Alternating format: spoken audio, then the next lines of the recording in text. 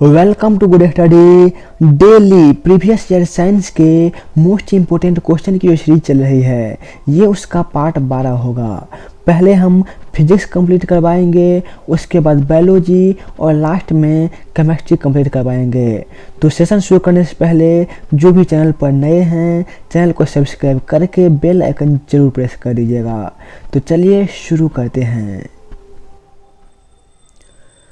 पहला क्वेश्चन है, दाब के मापने के लिए किस यंत्र का प्रयोग किया जाता है?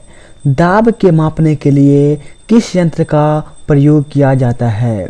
तो राइट आंसर हो जाएगा ऑप्शन नंबर बी, एनरॉयड बैरोमीटर का प्रयोग दाब मापने के लिए किया जाता है। अगला क्वेश्चन, एक स्वतंत्र रूप से गिरते हुए पिंड द्वारा तय की गई दूरी निम्नलिखित में से किसके समानुपाती होती है? एक स्वतंत्र रूप से गिरते हुए पिंड द्वारा तय की गई दूरी निम्नलिखित में से किसके समानुपाती होता है? तो राइट आंसर हो जाएगा ऑप्शन नंबर सी, गिरने के समय का वेग के समानुपाती होता है। नेक्स्ट क्वेश्चन, लैंप की बत्ती में तेल किसके कारण ऊपर उठता है? लैंप की बत्ती में तेल किसके कारण ऊपर उठता है? तो राइट आंसर हो जाएगा ऑप्शन नंबर बी, कैसिकीय घटना के कारण तेल जो है वो ऊपर उठता है। चलते हैं अगले क्वेश्चन पे। साइकिल का टायर अचानक फट जाता है, यह क्या दर्शाता है? साइकिल का टायर अचानक फट जाता है, यह क्या दर्शाता है? तो राइट आंसर हो जाएगा ऑप्शन नंबर डी, रुद्धोष्म प्रक्रिया को दर्शाता है। दोस्तों ये सारे क्वेश्चन जो है वो प्रीवियस ईयर में पूछे गए क्वेश्चन हैं। अगला क्वेश्चन, बॉल पेन किस सिद्धांत पर काम करता है? बॉल पेन किस सिद्धांत पर कार्य करता है? राइट आंसर होगा इसका ऑप्शन नंबर सी, गुरुत्वीय बल। बॉल पेन जो है वो गुरुत्वीय बल पर कार्य करता है। चलते हैं अगले क्वेश्चन पे। त्वरण का मात्रक डैश है। त्वरण का मात्रक डैश है। Right answer option number C, metre प्रति सेकंड स्क्वायर। अगला क्वेश्चन, द्रव्यमान और भार के संबंध में निम्नलिखित में से कौन सा कथन सही है? द्रव्यमान और भार के संबंध में निम्नलिखित में से कौन सा कथन सही है? तो राइट आंसर हो जाएगा ऑप्शन नंबर सी, द्रव्यमान जो है वो अपरिवर्तनीय है। किसी वस्तु का जो भार होता है सिर्फ वही चेंज होता है। द्रव्यमान चाहे वो पृथ्वी हो चाहे वो आकाश हो, हर समय द्रव्यमान जो है वो बराबर ही होते हैं, लेकिन भार जो है वो उसके गुरुत्वीय बल के कारण कहीं पे ज़्यादा होता है और कहीं पे कम होता है। कोई वस्तु यदि पृथ्वी पर 6 किलो का है तो वो वस्तु चंद्रमा पर 1 किलो का होगा। ऐसा क्यों होगा? गुरुत्वाकर्षण बल के कारण। चंद्रमा का जो गुरुत्वाकर्षण बल है वो पृथ्वी की अपेक्षा 1/6 है, इसीलिए वहाँ पर उतना भार कम होता है। चलते हैं अगले क्वेश्चन पे।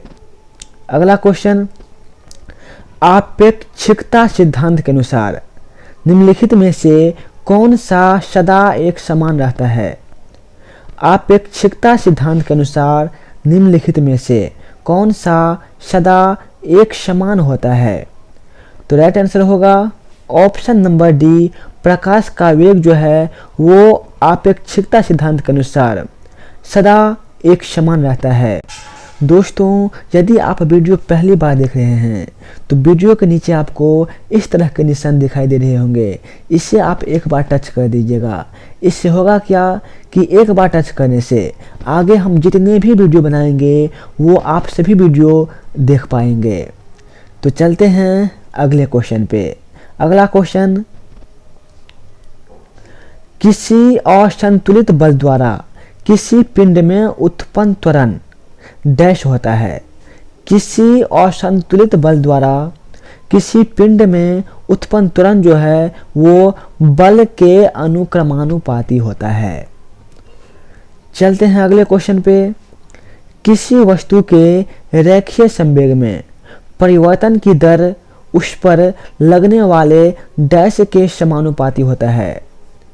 किसी वस्तु के रेखीय संवेग में परिवर्तन की दर उस पर लगने वाले किसके समानुपाती होता है? बल के समानुपाती होता है।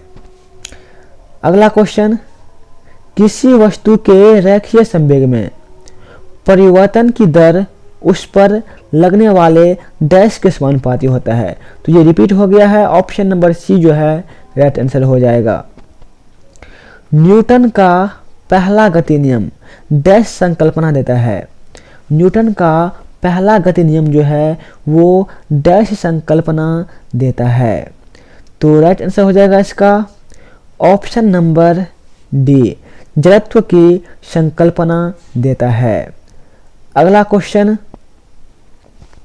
18 किलोग्राम द्रव्यमान की कोई वस्तु 6 मीटर प्रति सेकंड के वेग से गति कर रही है, तो इसका संवेग कितना होगा? तो यहाँ पर हमें संवेग निकालने के लिए कह रहा है, और संवेग का सूत्र क्या होता है?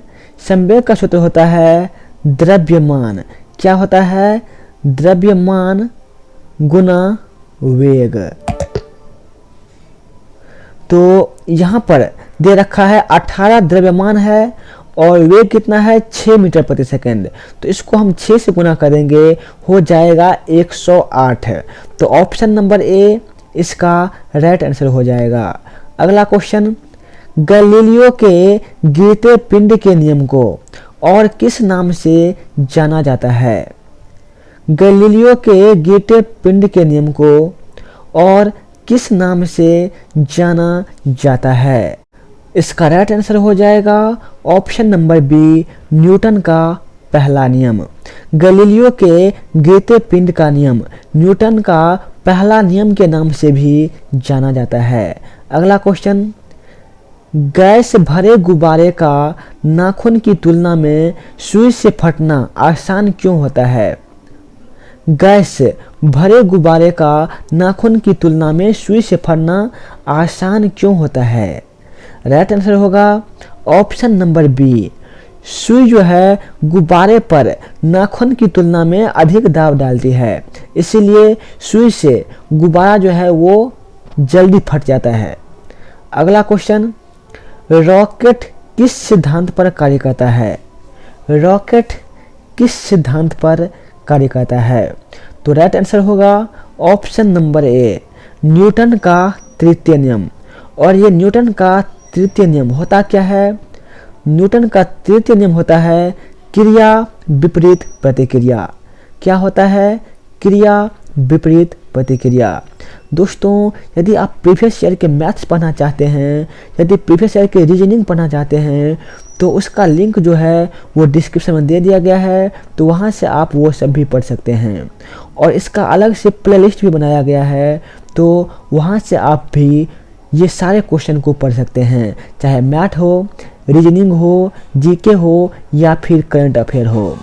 अगला क्वेश्चन, जब किसी पिंड को द्रव में डुबाया जाता है तो उस पर कौन सा बल कार्य हो जाता है?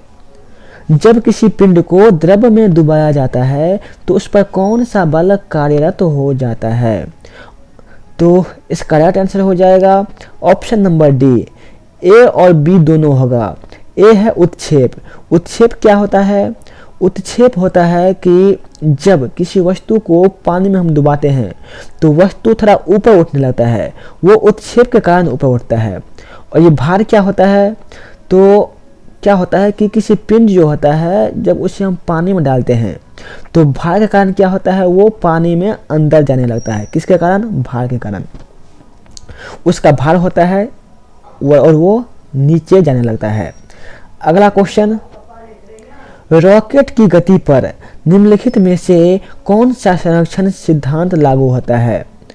रॉकेट की गति पर निम्नलिखित में से कौन सा संरक्षण सिद्धांत लागू होता है? तो इसका राइट आंसर हो जाएगा ऑप्शन नंबर सी, संवेग का संरक्षण सिद्धांत। कौन सा सिद्धांत?